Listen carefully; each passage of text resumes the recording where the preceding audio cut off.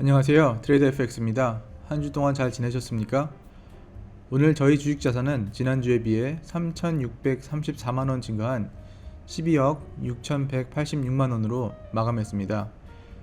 현대차는 현재 수익률 116.9%, 삼성생명은 81.5%, 대한유한은 19.3%를 보이고 있습니다. 어제 포스코 2분기 배당금이 들어왔습니다. 제가 지난주까지 사용하던 KB증권 HTS입니다. 그래서 어제 날짜로 포스코 2분기 배당금 주당 500원 해서 35만 2천원이 들어왔는데 세금을 떼고 순수하게 들어온 금액은 29만 7,800원입니다. 아래 보이는 7만 8천원은 KB증권에서 입금한 것입니다. 이것도 타사 대체 이벤트를 통해서 입금된 건데요. 매달 10만원을 지원하는데 세금을 떼고 7만 8천원이 들어왔습니다.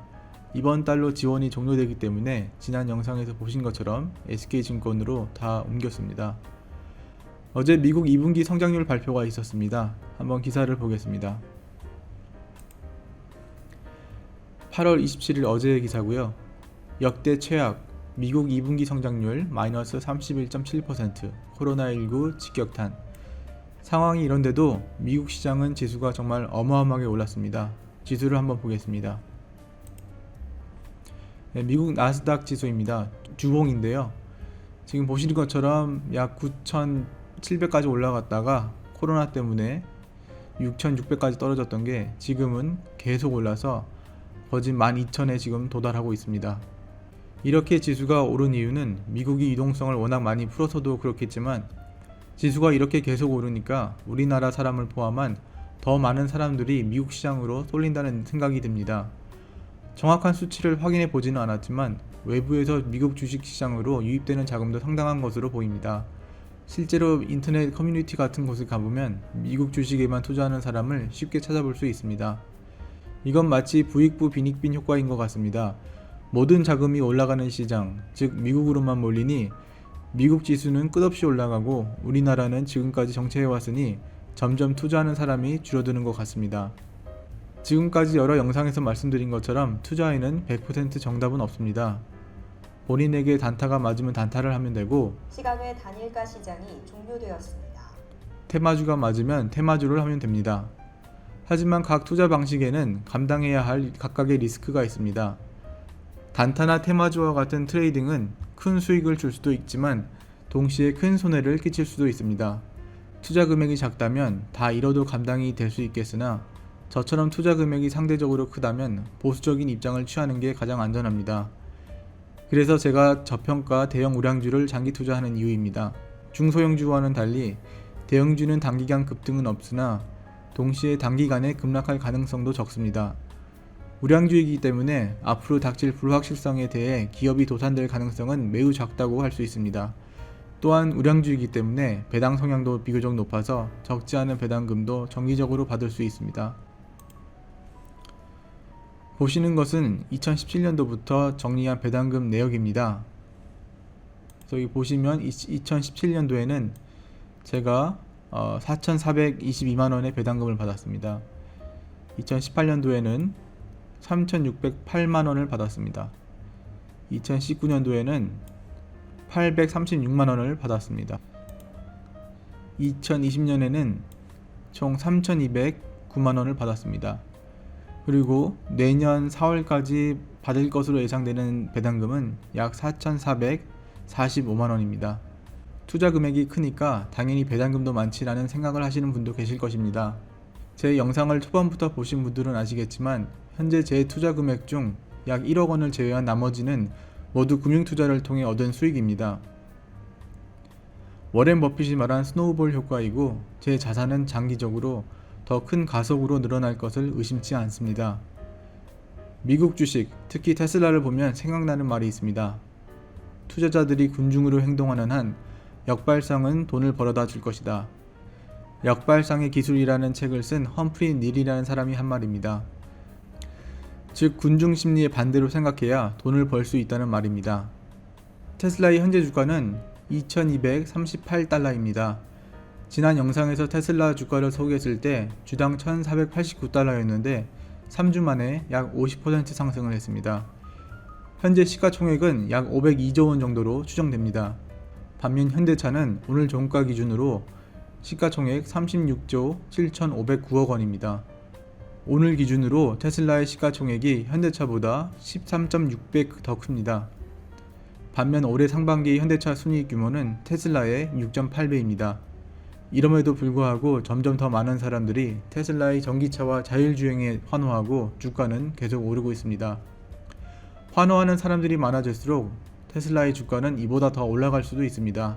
하지만 현 상황에서 여러 가지를 고려했을 때 현대차에 투자하는 것이 훨씬 안전하고 현명한 방법이라고 생각합니다. 물론 투자 판단은 본인의 몫입니다. 몇 년 전부터 우리나라가 여러 분야에서 두각을 나타내고 있습니다. 8월 20일자 기사입니다. 실내사와 코로나 뚫은 K9 자주포 추가 수출 고삐 당긴다. 그래서 다 살펴볼 수는 없고 맨 마지막을 보시면 이렇게 나와 있습니다. 실제 스톡홀름 국제평화연구소에 따르면 2000년도에서 2017년까지 세계 자주포 수출 시장 점유율에서 K9 자주포는 48%를 차지했다. 이는 독일의 PZH2000보다 높은 수출 실적이다. K9은 현재 노르웨이, 에스토니아, 핀란드, 폴란드, 인도에 수출되었고 루마니아, 호주 등도 관심을 가지고 있다고 합니다. 탱크 한 대 없던 우리나라가 선진국을 포함한 여러 나라에 자주포를 수출하고 점유율이 50%에 육박한다는 사실에 감개무량합니다. 8월 28일 오늘 기사입니다. K2 흑표 6년 만에 국산 파워팩 장착 재추진 수출길 열리나. 국산 파워팩 달고 3차 양산 시 유럽, 중동 등 수출 본격화.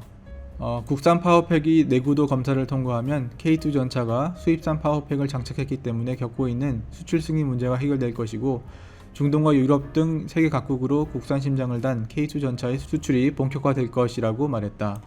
우리나라는 K2라는 최신의 전차도 보유 중입니다. 그동안 파워팩 문제가 있었는데 이 문제를 해결하고 이제 곧 여러 나라에 수출을 할 것으로 보입니다. 8월 7일자 기사입니다. 에이사 레이더 첫 출고, 미 기술 이전 거부 딛고 우리 손으로.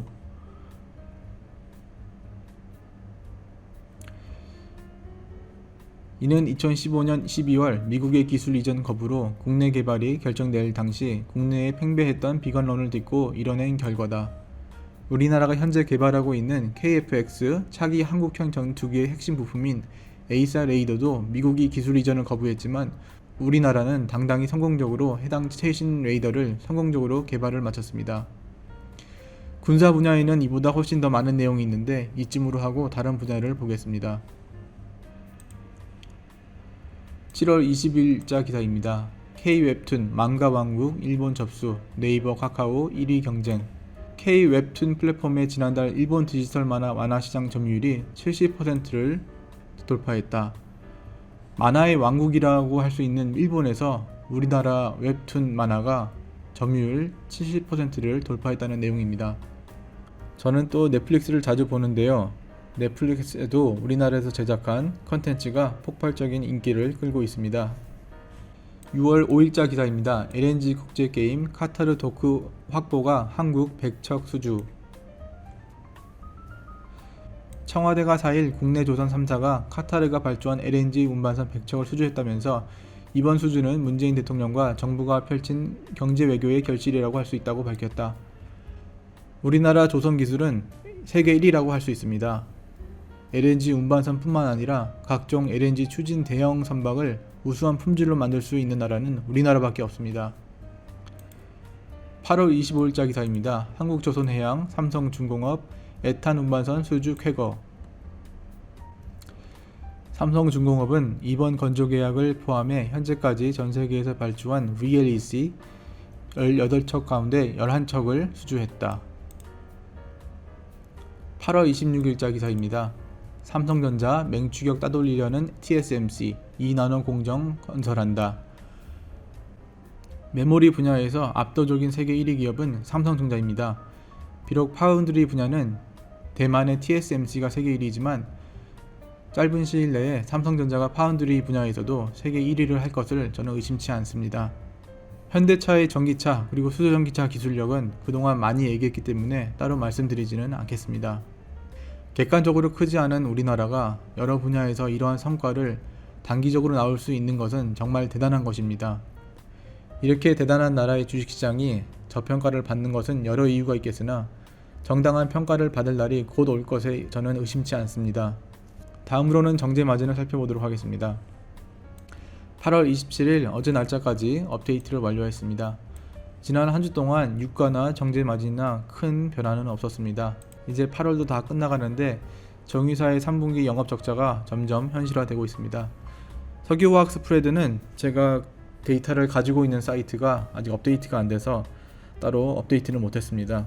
마치기 전에 저희 해외 선물 매매 상황을 살펴보도록 하겠습니다. 저는 현재 천연가스 매도 포지션 하나를 가지고 있습니다.